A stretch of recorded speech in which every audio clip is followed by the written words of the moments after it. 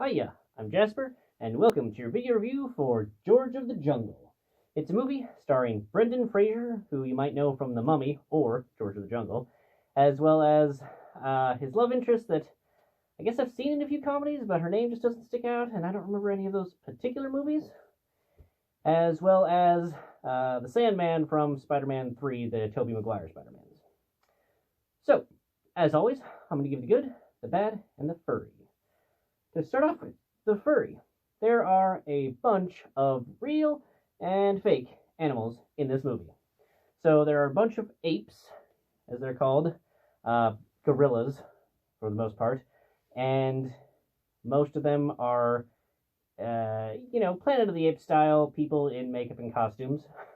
And then there's an elephant, and sometimes he's real, sometimes he's clearly not, but it's surprising what they were able to do with the technology of the time, since this movie came out in like the mid-90s.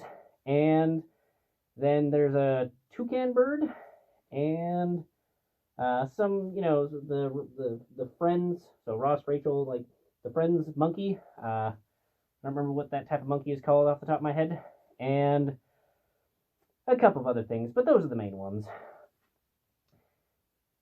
So also the main ape, if you will, is voiced by a very recognizable actor. And I recognized his voice, and I kept on being like, I know that voice. I've heard that voice a bunch, and I couldn't figure out who was playing that ape off the top of my head. So if you know, without looking it up while you're watching the movie, let me know how fast you were able to get it in the comments down below.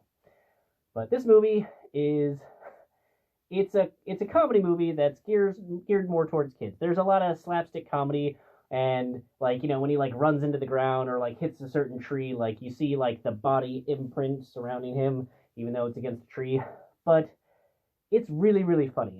There's also quite a bit more fourth wall breaks than I remember. I recently rewatched this movie, and it's not as funny as I remember, but it's a different type of comedy. What I would say is, it's kind of like if Tarzan and Deadpool made a PG-rated movie. So there's not a whole lot of cursing, but it's a Tarzan,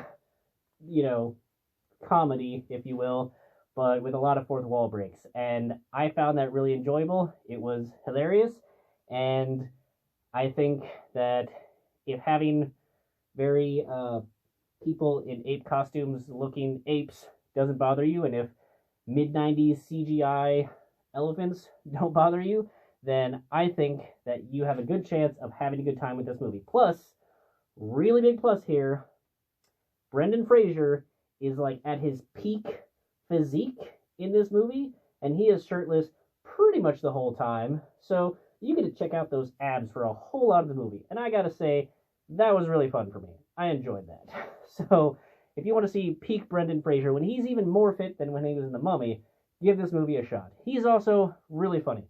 Of course you know he's funny. You've seen him in the Mummy movies.